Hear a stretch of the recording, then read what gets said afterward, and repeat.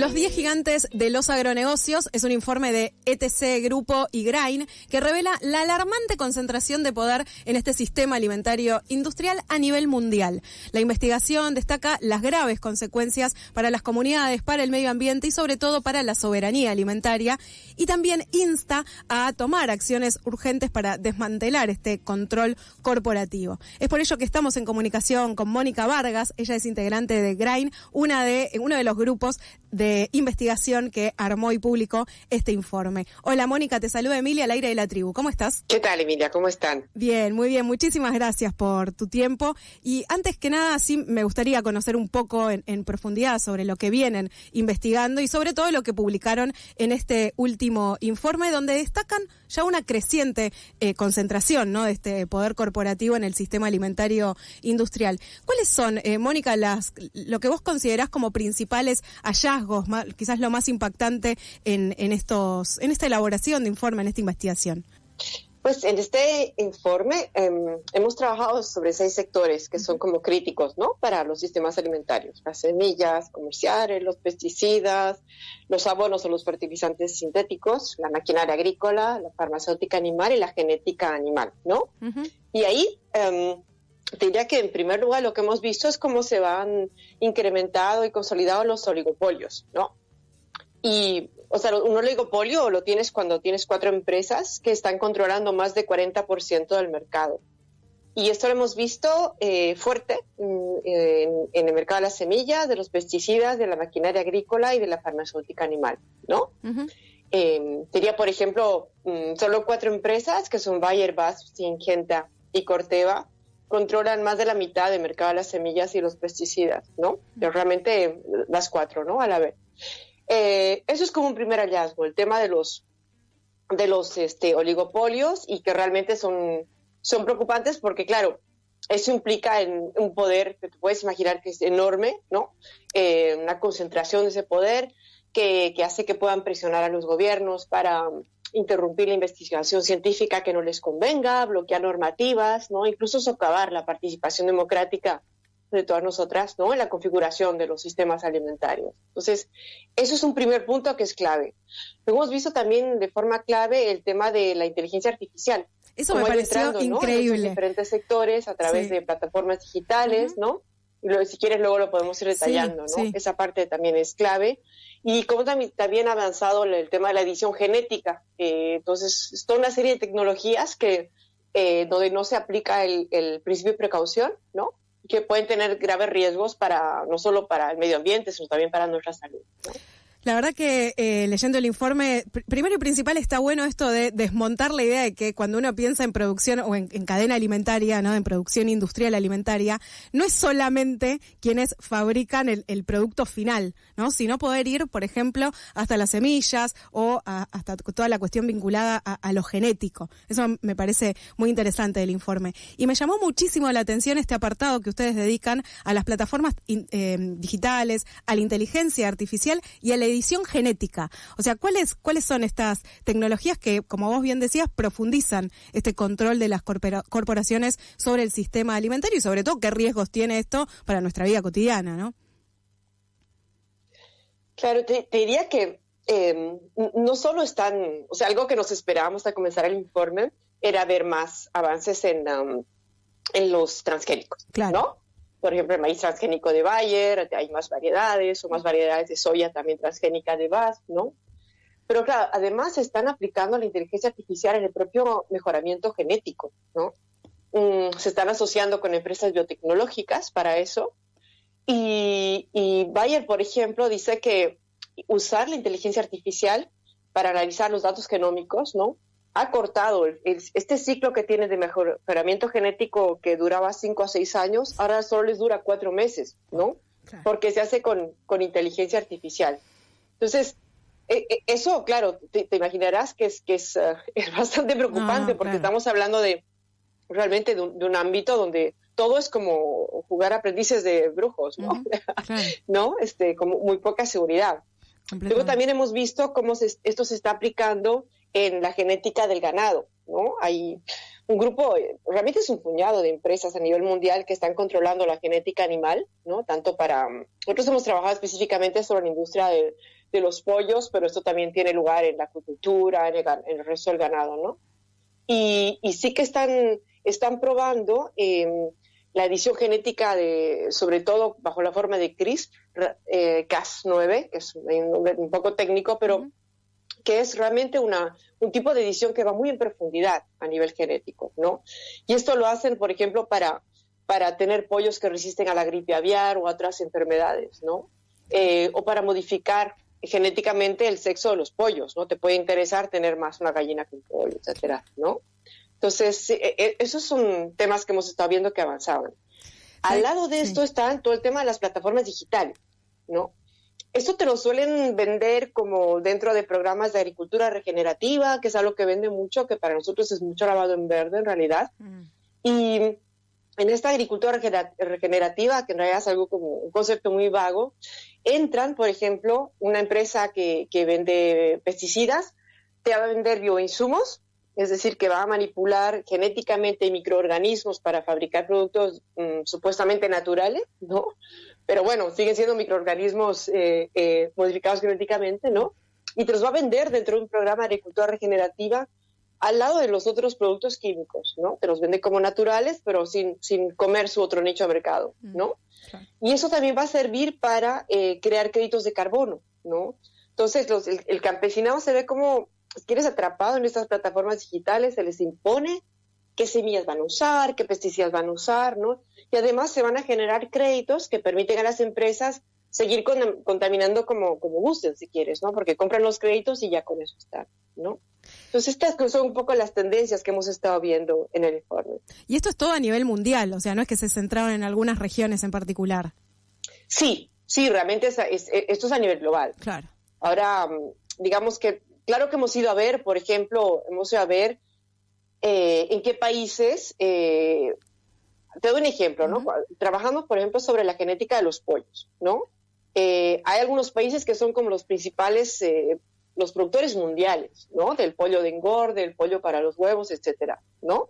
Por ejemplo, el pollo de engorde se cría principalmente en Estados Unidos, en Brasil y China, y desde ahí se exporta, ¿no? Y ahí hemos ido a rastrear cómo se estaban moviendo las principales empresas de mercado. Y de nuevo, nos hemos encontrado con una concentración corporativa súper importante, ¿no? Diría, por ejemplo, que solo 2 empresas a nivel mundial están controlando a las 2 principales razas híbridas que están realmente al origen de los pollos de todas las granjas industriales del mundo, ¿no? Claro, una empresa estadounidense, cotiza en bolsa, o sea, hay un poquito más de datos, pero otra empresa se llama W Group, es una empresa alemana, es una empresa privada. La escasez de datos es increíble, ¿no? Muy poca transparencia en realidad. Sabes que justo la semana pasada hablábamos con un trabajador campesino de San Luis, de acá de Argentina, a propósito también de las propias crisis internas que se están viviendo en este país en términos de producción alimentaria. Y obviamente una de las cosas que él remarcaba es que la mayor parte por lo menos acá en Argentina, vos me dirás si esto sucede así en otras partes del mundo, acá en Argentina mayormente la comida que nos llega, ¿no? a nuestras casas, a nuestras mesas, tiene que ver o pasa en algún momento por estas economías locales, por estos productores pequeños, rurales o incluso cooperativos.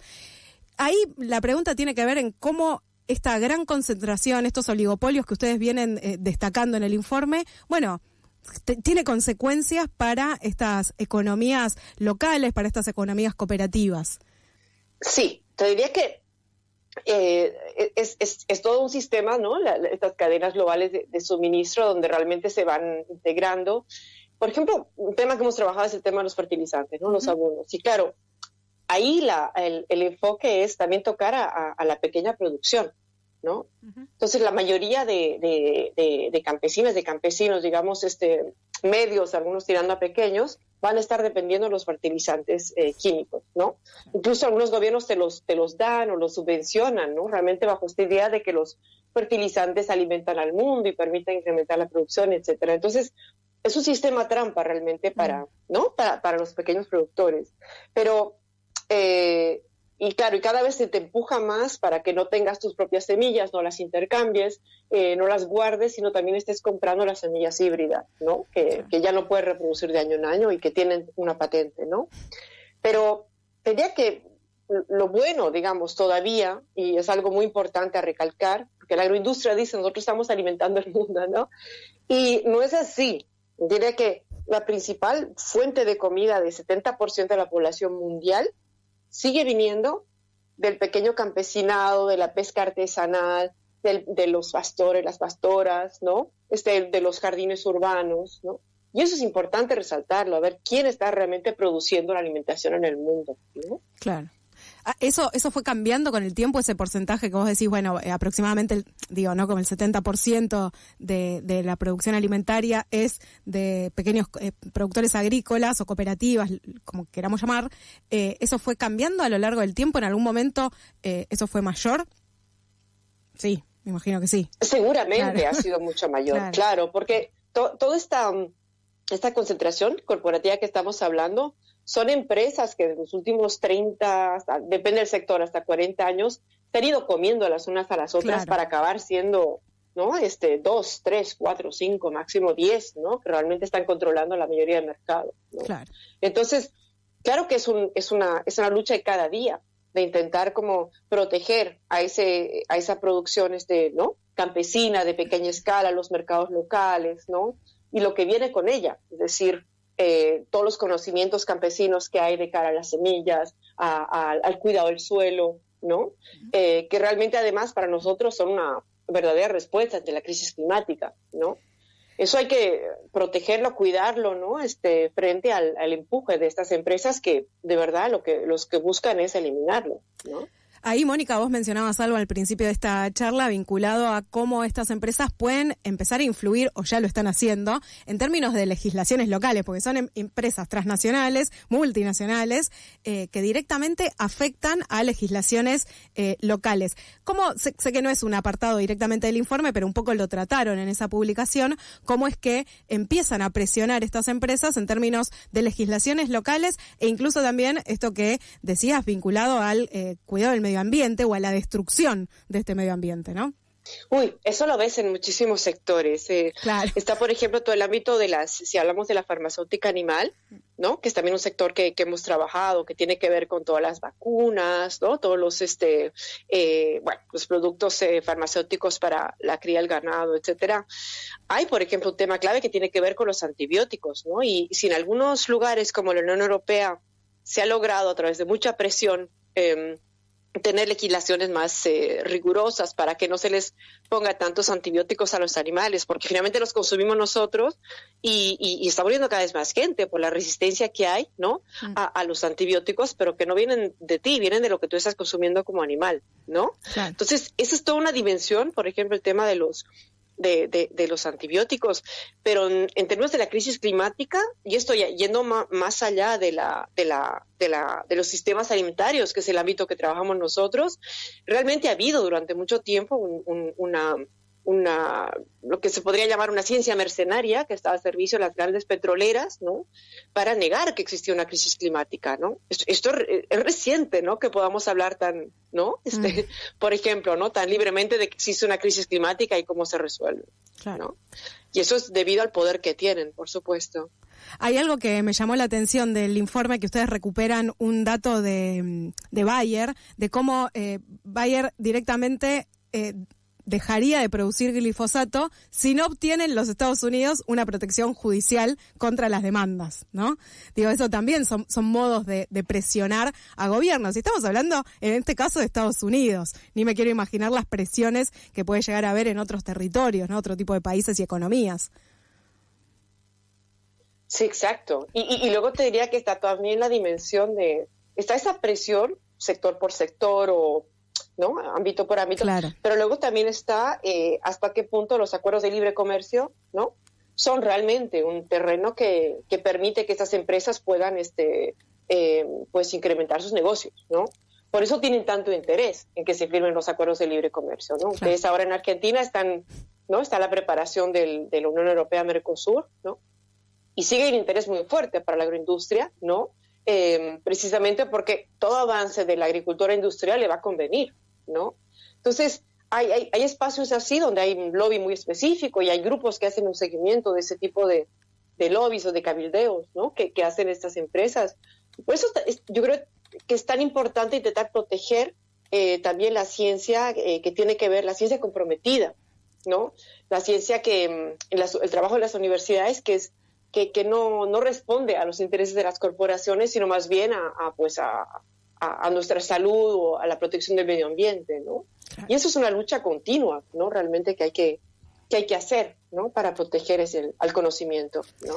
Mónica, te agradecemos un montón este intercambio. Vamos a compartir también el informe en nuestras redes porque realmente es espectacular para quienes estén interesados en este tema, para tener una visión global, no solamente local en los territorios que habitamos, sino poder ver un poquito más en zoom qué es lo que está sucediendo en términos globales con estas empresas y estas corporaciones que cada vez son más concentradas. Así que vamos a compartirlo y les agradecemos mucho también por este material. No, muchísimas gracias a usted, Emilia, y bueno, y gracias por el trabajo, ¿no? Realmente que hacen, que es tan importante, medios de comunicación comprometido. Muchas gracias. Muchas gracias, Mónica. Bueno, pasó Mónica Vargas, ella es investigadora e integrante del grupo GRAIN, a propósito de este informe que sacaron junto al grupo ETC, que lleva por título Los 10 gigantes de los agronegocios. Vamos a compartir el informe completo, es realmente muy interesante para poder ver todas las consecuencias que tiene en términos no solo económicos, sino sobre todo políticos, sociales y laborales, esta concentración casi en oligopolios de algunas empresas alimentarias.